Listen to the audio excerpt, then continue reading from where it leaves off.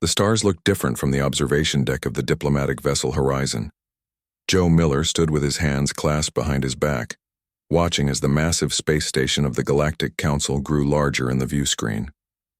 The year 2187 marked humanity's greatest achievement, first official contact with the governing body of known space. "Nervous, Ambassador?"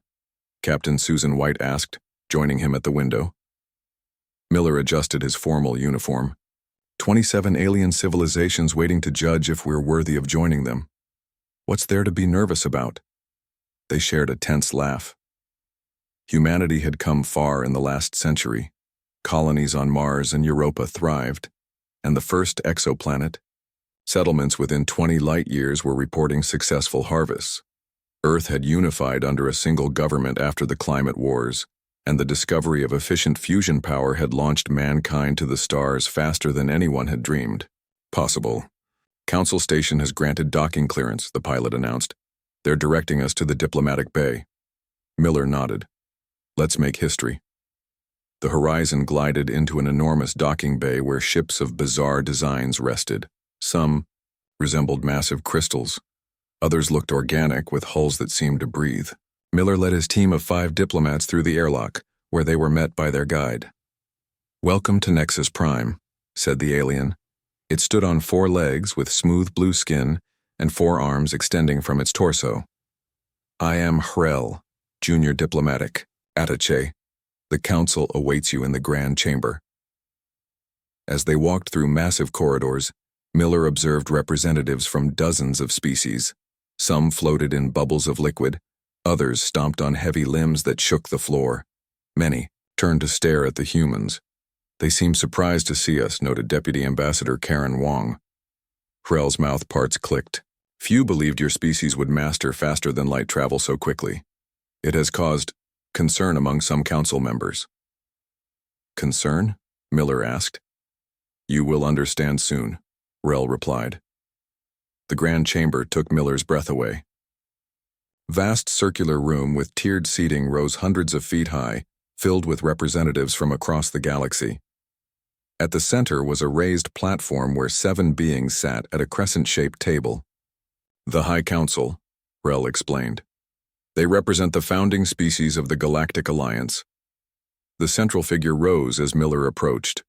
Tall and thin with gray skin stretched tight over an elongated skull, the alien's 4 yellow eyes blinked in sequence.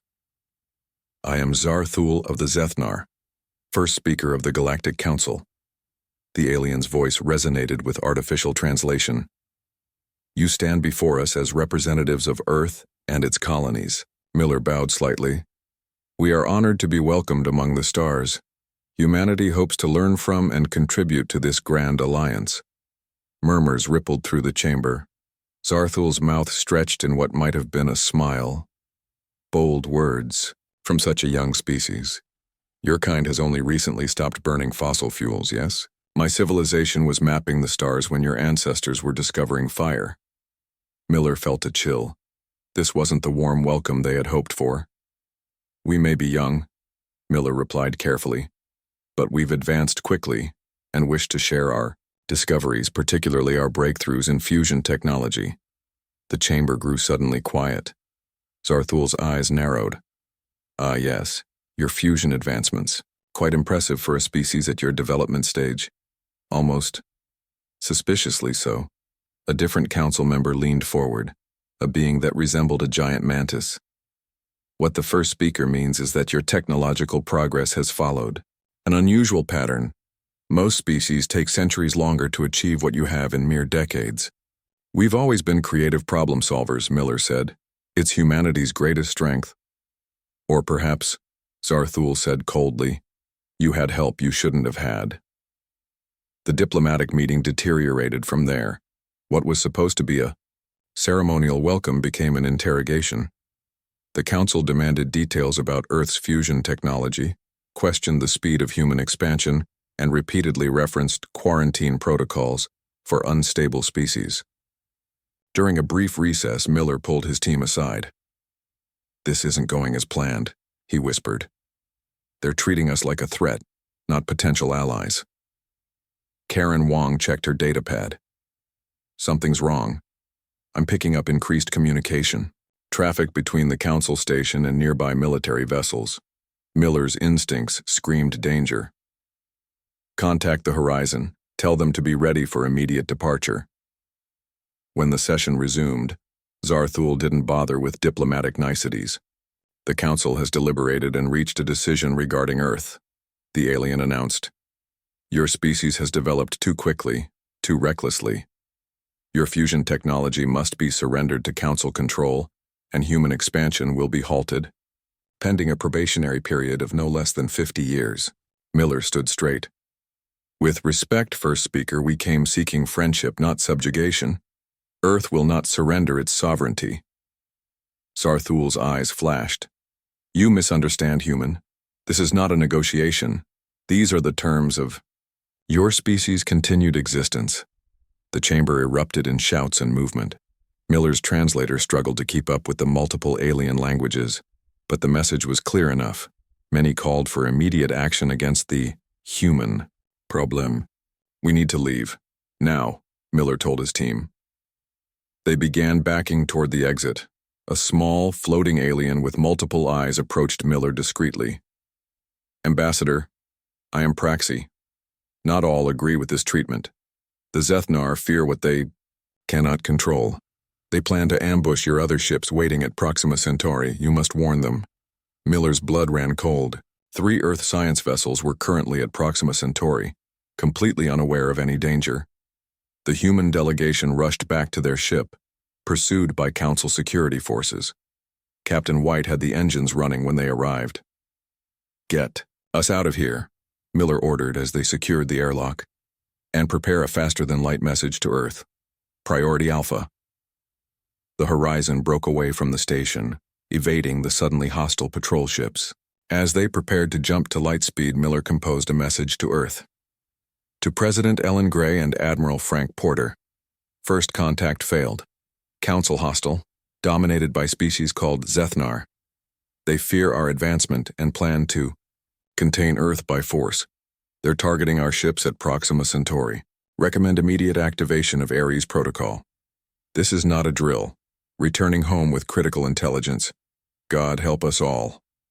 As the stars stretched into lines around them, Miller stared at the disappearing station. Humanity had hoped to find friends among the stars.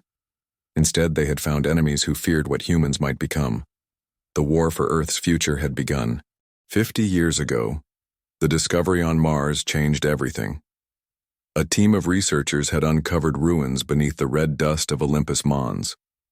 The structures were not natural formations, but the remains of an ancient alien outpost. Inside these ruins, humanity found knowledge that would alter their path forever.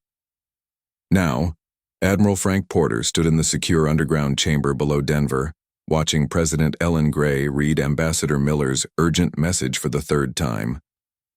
Her face had grown paler with each reading. We always feared this might happen, President Gray said, looking up at the military officers and government officials gathered around the circular table. That's why we created the Ares Protocol. Admiral Porter nodded grimly. The question is, do we activate it now? The room fell silent. General Diane Scott, head of Earth's Defense Forces, spoke up. Ambassador Miller's ship will reach Earth in 3 days. The Council ships will likely arrive within a week after that. If we're going to use our hidden fleet, we need to mobilize immediately. President Gray walked to the large window overlooking the Rocky Mountains. When we found those ruins on Mars, we learned 2 things. First, that we're not alone in the universe. Second, that some alien civilizations destroy others out of fear. She turned back to face the room.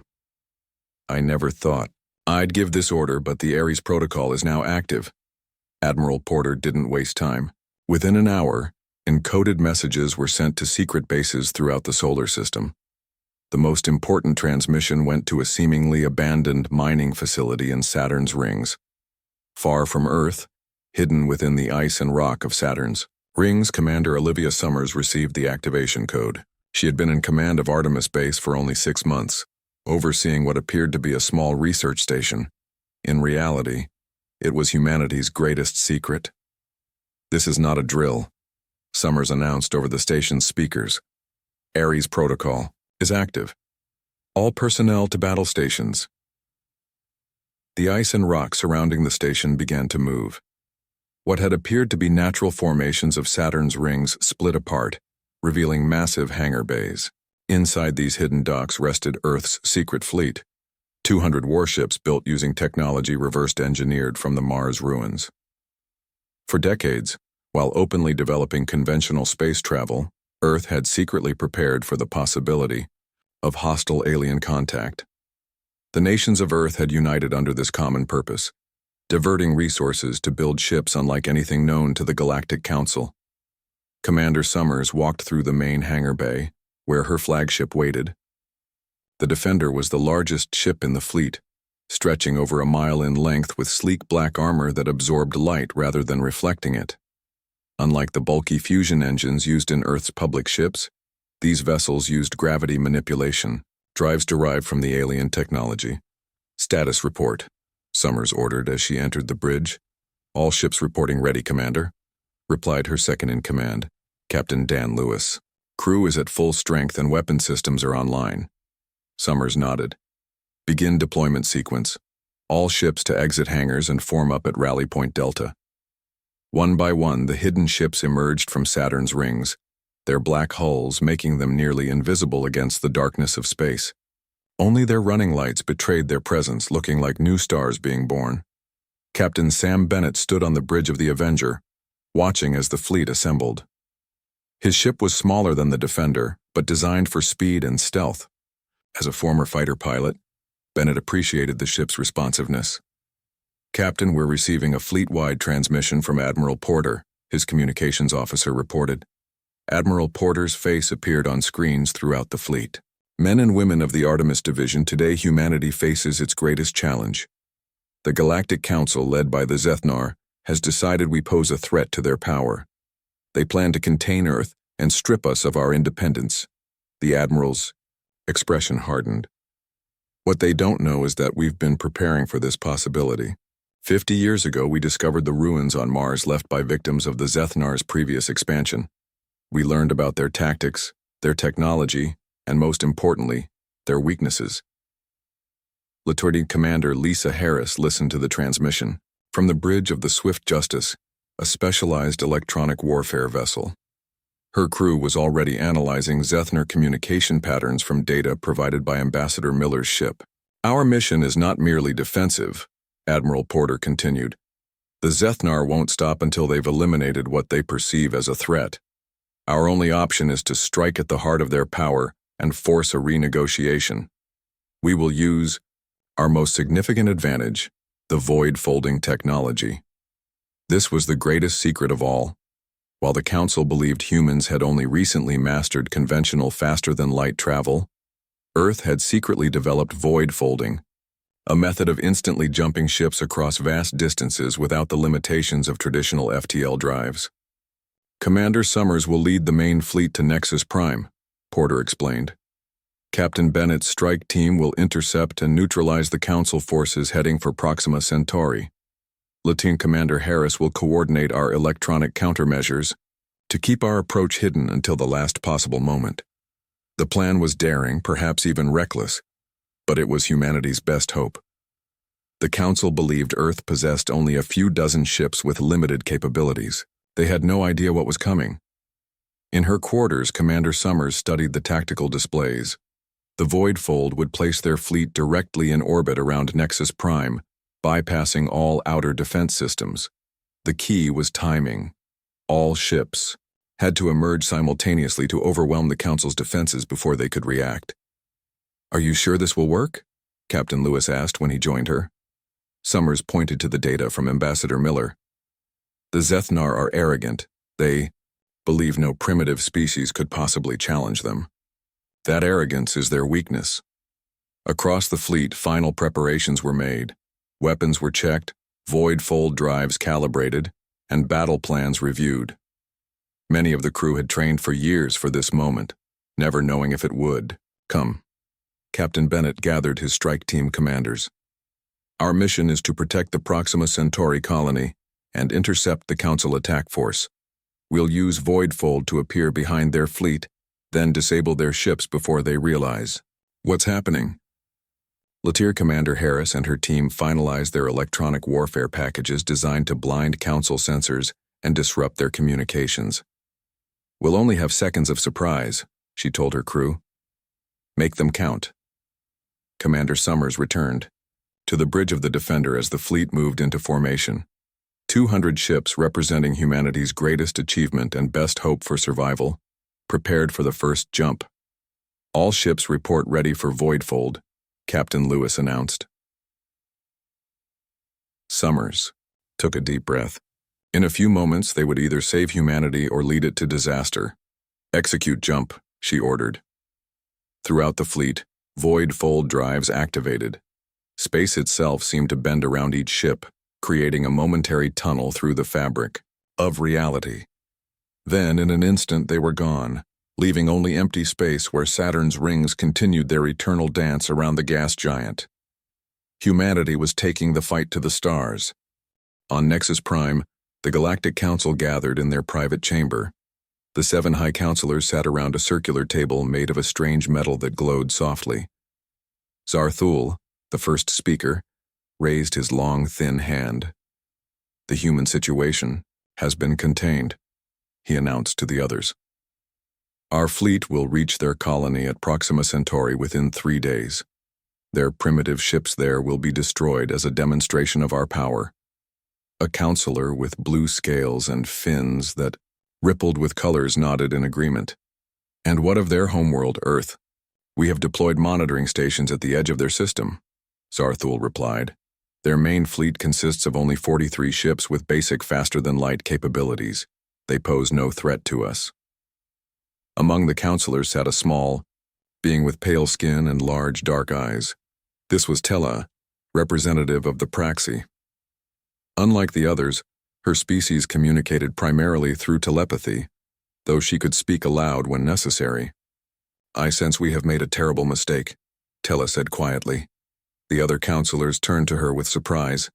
The Praxi rarely spoke during these sessions. What mistake? Demanded Zarthul. The humans are barely out of their Stone Age compared to us. Tella's large eyes blinked slowly. When their ambassador stood before us, I sensed something the rest of you missed. Their minds are different. More adaptive, more creative than we expected, and there was something else, something hidden. Your species has always been too sympathetic to lesser beings. Zarthul dismissed her with a wave. The decision is made. The human expansion will be stopped, their technology confiscated, and their people properly controlled as all young species must be. Outside the council chamber, a Zethanar intelligence officer named Vrax studied the reports from Earth. Something bothered him about the human ambassador's quick departure. It suggested they knew more than they should. Sir, a junior officer approached him. We've detected unusual energy readings near their gas giant Saturn, but they disappeared before we could analyze them. Vrax frowned. Probably just mining operations. Their technology is centuries behind ours. Continue monitoring, but focus on their main fleet near Mars. Meanwhile, in the void of space near Proxima Centauri, Captain Sam Bennett's strike team emerged from their Voidfold jump. His ship, the Avenger, led a group of 20 vessels specially equipped for the mission. Status report, Bennett ordered as the stars reappeared on their view screens. Voidfold successful, Captain. All ships present and accounted for. His navigation officer replied. We've emerged behind the third moon as planned. Council fleet is not yet in the system. Bennett nodded. Perfect. Deploy sensor drones and prepare for silent running. I want us completely invisible when they arrive. On the bridge of the Swift Justice, Lieutenant Commander Lisa Harris intercepted Council communications. Her ship specialized in electronic warfare, with advanced systems designed to crack alien encryption. Captain Bennett, we've decoded their attack plan, Harris reported over the secure channel.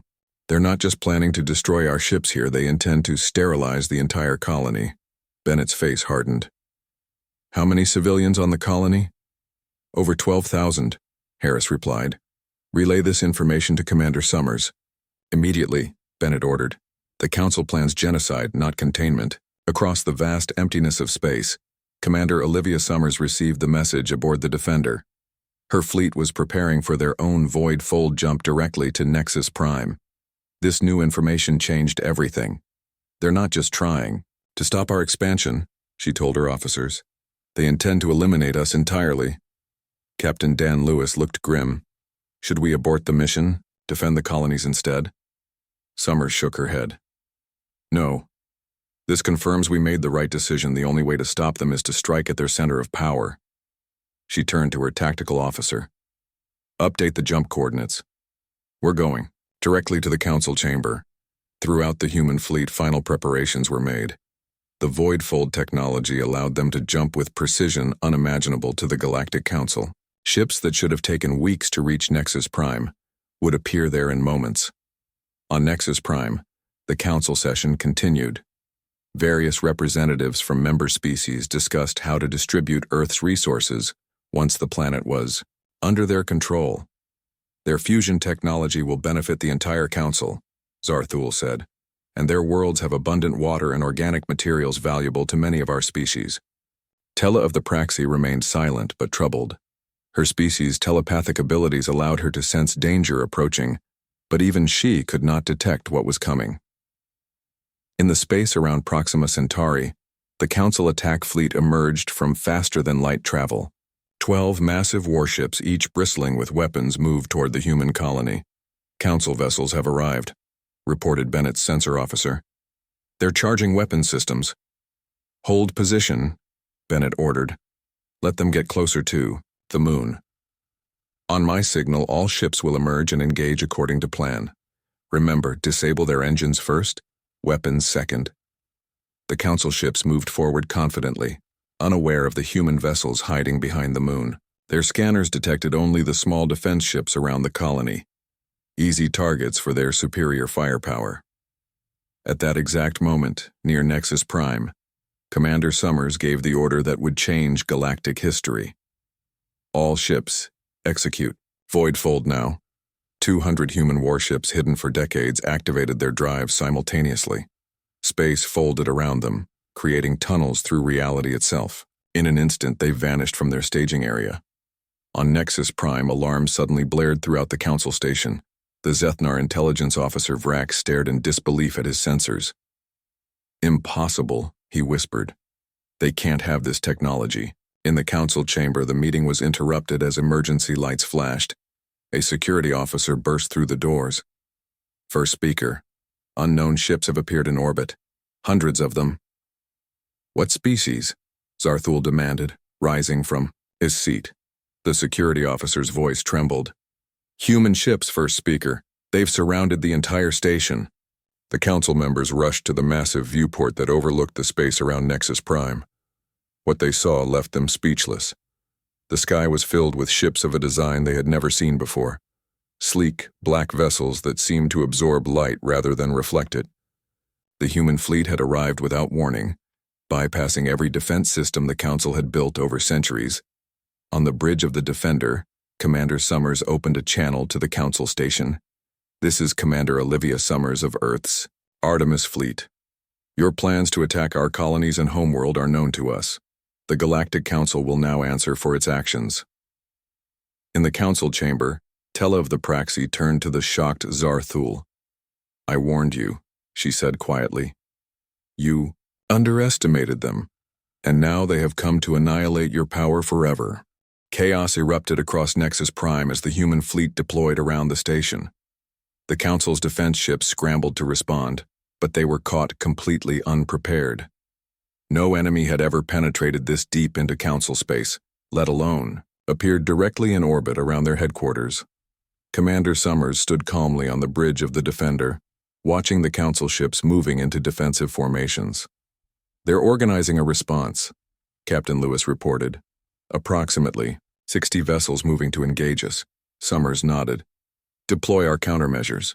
Remember, we're not here to start a war of extinction. Target their weapons and engines only. Throughout the human fleet, special electronic warfare systems activated. The technology, derived from the Mars ruins, sent targeted pulses that disrupted the Council ships' power systems. One by one, the alien vessels lost propulsion and weapons capability, drifting helplessly in space. On the council station, Zar Thul was shouting orders to his military commanders. "Deploy all available ships. How did they bypass our detection?" "Systems." The Zethnar intelligence officer Vrax rushed into the chamber. "First speaker, the humans are using technology we've never seen before. It appears to be a form of instantaneous space folding." "Impossible!" Zar Thul slammed his fist on the table. "No young species could develop such technology on their own." Tella of the Praxi looked at him calmly. "Unless they had help. Or perhaps found knowledge left by those your people have previously eliminated." Zar Thul's yellow eyes widened with sudden understanding. "The Meraki ruins on their red planet. We thought they were too degraded to be useful." Meanwhile, at Proxima Centauri, Captain Bennett's strike team sprang into action as the Council attack fleet approached the human colony. "Execute attack pattern Delta," Bennett ordered. His 20 ships emerged from behind the moon, appearing suddenly behind the Council vessels. The alien ships tried to turn and respond, but they were caught between Bennett's strike team and the colony's defenses. Precision strikes disabled their engines and weapon systems without destroying the vessels themselves. "All Council ships neutralized, Captain," reported his tactical officer. "No casualties on either side." Bennett opened a channel to the lead Council ship. "This is Captain Sam Bennett of Earth's Artemis fleet. Your vessels have been disabled but not destroyed. We have no desire to harm your crews. Stand down and prepare to be boarded." Back at Nexus Prime, Commander Summers had dispatched boarding teams to the Council station. Leading one of these teams was Captain Greg Martinez, a former Marine who specialized in zero-gravity combat. "Move quickly and stay together," Martinez told his team as they secured a docking port. "Remember, we're here to free the prisoners and secure the command center, not to harm civilians." The human soldiers moved through the station with precision. Their advanced armor protected them from the Council Security Force's weapons, which seemed primitive compared to what humanity had developed in secret. Martinez's team fought their way to the detention level where representatives from species who had opposed attacking Earth were being held. Among them were diplomats from the Brel, a peaceful race known for their scientific achievements. "We are here to free you," Martinez told the prisoners as his team disabled the cell force fields. "Earth stands against the Council's tyranny." One of the Brel, an elderly female with iridescent skin, approached Martinez. "We knew humans were different. That is why the Zethnar feared you." In another part of the station, Lieutenant Commander Lisa Harris had arrived with her electronic warfare team. Their mission was to access the Council's central database and broadcast the truth about Zethnar atrocities to all member worlds. "We've breached their security protocols," Harris reported to Commander Summers. "Beginning data transmission now." Throughout Council space on thousands of worlds, the carefully controlled information network was suddenly flooded with evidence of Zethnar crimes, records of species eliminated, civilizations subjugated, and scientific advancements stolen over centuries of domination. On the bridge of the Defender, Commander Summers received a priority message from Captain Bennett at Proxima Centauri. "Commander, we've secured the Council attack fleet," Bennett reported, "but we've discovered something disturbing. They were carrying planet-killer weapons, designed to make the colony uninhabitable for centuries." Summers' expression hardened. "Send all evidence to Lieutenant Commander Harris. It will be added to the broadcast." In the Council chamber, Commander Summers personally led a team to confront the High Council. The 7 alien leaders found themselves surrounded by human soldiers, whose weapons made the Council guards stand down without firing a shot. First speaker Zar Thul, Summers addressed the Zethnar leader directly. "You stand accused of plotting genocide against my species. Your own records confirm this was not the first time." Zar Thul's skin had paled to an ashen gray. "You don't understand. The Council maintains order in the galaxy. Strong species must guide the development of younger races. By destroying those, who might one day challenge you?" Summers asked. "We found the ruins on Mars. We know what you did to the Meraki civilization." Several Council members looked shocked at this revelation. Clearly, not all of them had been aware of the Zethnar's past actions. "The Meraki were a threat to galactic stability," Zar Thul insisted. as are humans now. No, said Tella of the Praxi, standing up. The only threat to this galaxy is the system you have created, first speaker. She turned to the other council members.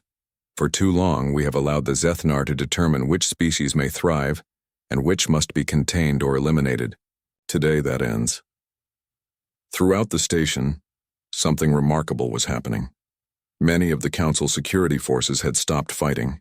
Several member species, seeing the evidence of Zethnar crimes being broadcast across the galaxy, were openly supporting the human intervention.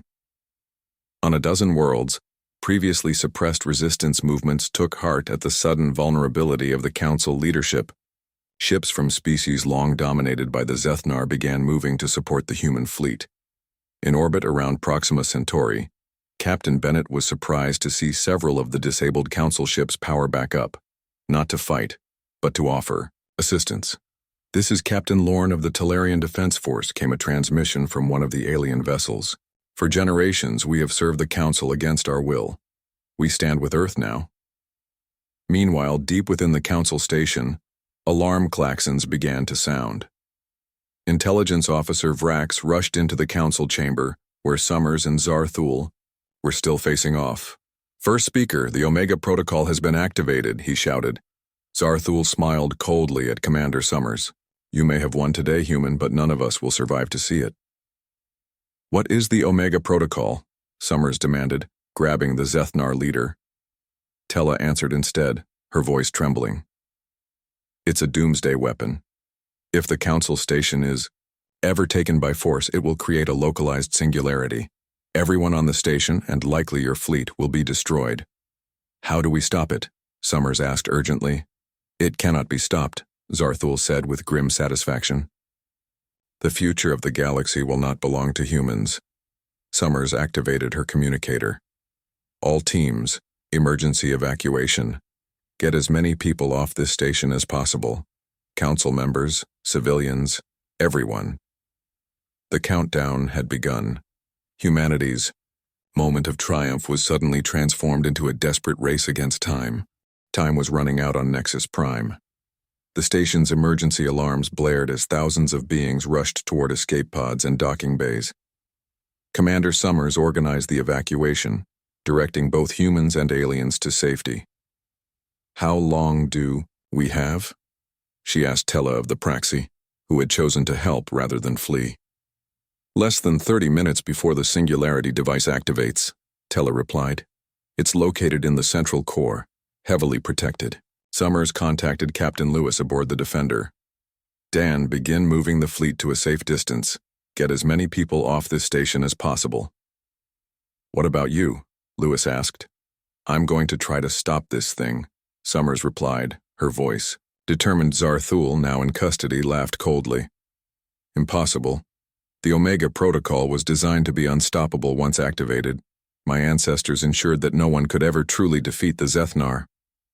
Tella looked at the first speaker with sadness in her large eyes. "Always destruction, is that the only legacy you wish to leave?" Meanwhile, Lieutenant Commander Harris worked frantically with her team to hack into the station's systems. "Commander, I've accessed the station schematics. The singularity device is 3 levels below us, but there's a radiation barrier surrounding. Chorsing, can we shut it down remotely?" Summers asked. Harris shook her head. "No, but I've found something interesting. The device draws power from the station's main reactor. If we could redirect that power, it might buy us time."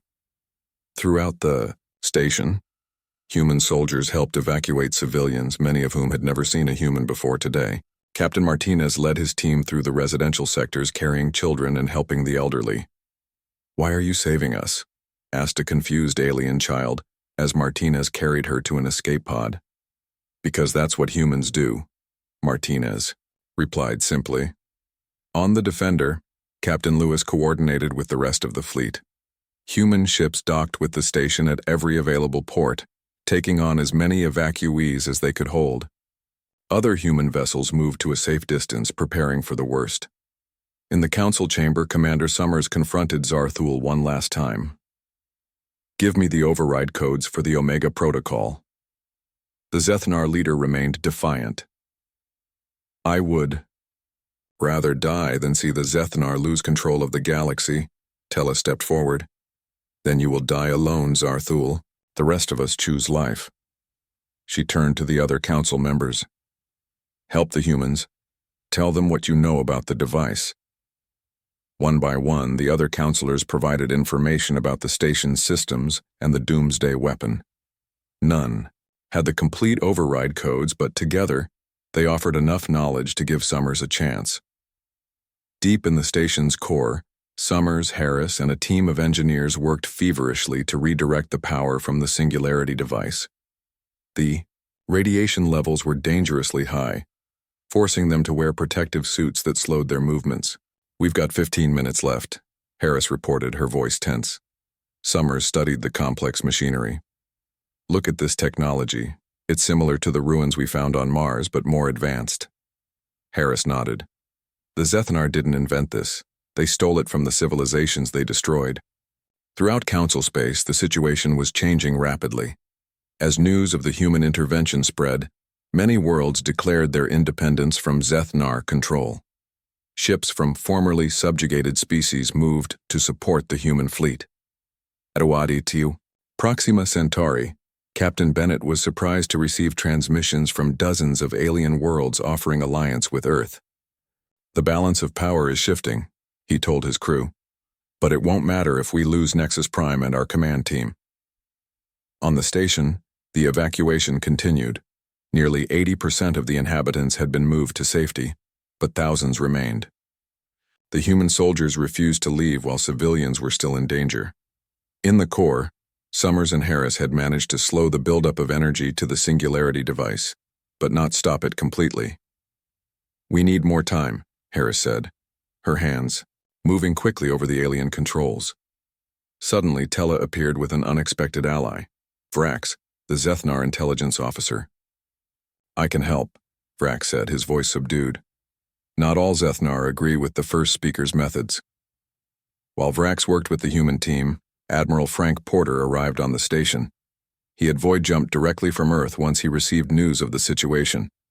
Commander Summers, what's the status? Porter asked as he entered the core chamber. We've slowed the device, Admiral, but we can't stop it completely, Summers replied. We need to evacuate everyone we can in the next 10 minutes. Porter looked at the massive machinery. What if we could move it? Move the entire device? Harris asked, surprised. Not physically, Porter explained. What if we used our void fold technology to jump just the Singularity device away from the station? It was a desperate plan, but they had no better options. The human engineers quickly modified a void fold generator to attach to the Singularity device. The calculations had to be perfect. They would send the device into deep space, far from any inhabited worlds. With less than 2 minutes remaining, the final evacuees left the station. Only the team in the core remained. Devices primed for void fold, Harris reported. Coordinates set for empty space 50 light-years from here. Everyone out now, Summers ordered. I'll activate the jump sequence. No, Admiral Porter said, firmly. I'll do it. That's an order, Commander. Before Summers could argue, another voice spoke up. I will stay. It was Tella of the Praxi. My people can withstand the radiation longer than humans, and I bear some responsibility for allowing the Council to become what it has. After a brief argument, they agreed to let Tella remain with a communication link. The humans evacuated to the Defender, which pulled away from the station to a safe distance. From the bridge, they watched as Tella activated the void-fold device. The core of the station glowed with strange energy, then vanished in a flash of light. The station itself remained intact, though damaged. She did it, Summers whispered. Then louder. Tella, can you hear us? For a long moment, there was silence. Then, I am here, humans. The device is gone. Nexus Prime is saved. Throughout the galaxy, the news spread rapidly. The tyranny of the Zethnar was broken. Within days, representatives from dozens of species gathered on Nexus Prime to form a new alliance, one based on cooperation rather than domination. Admiral Porter addressed the gathering, with Commander Summers, Captain Bennett, and Lieutenant Commander Harris at his side. Today marks a new beginning for all our peoples. Porter said. Earth did not come to conquer or control, but to free the galaxy from those who would deny others the right to grow and thrive. Tella, who had survived and become a hero to many species, spoke next. The word annihilate comes from your human languages. Its original meaning was not to destroy, but to reduce to nothing. Today we have annihilated not people, but the old order of fear and control. As the new Galactic Charter was signed, Ambassador Joe Miller, who had begun this journey, stepped forward to become humanity's official representative. On Earth, people celebrated as images from Nexus Prime were broadcast worldwide. Children looked up at the stars with new understanding, not of a threatening universe, but of a galaxy filled with potential friends and allies. And deep in space, far from any star system, a small research vessel investigated a strange signal. Inside, a team of human and alien scientists studied data from the Mars ruins. "There's something here we missed before," said the lead researcher. The Meraki weren't completely destroyed by the Zethnar. Some of them escaped to another galaxy. Commander Summers, newly promoted to Admiral, studied the ancient star charts. "Then perhaps someday we'll find them." She looked out at the endless stars, knowing that humanity's journey among them had only just begun.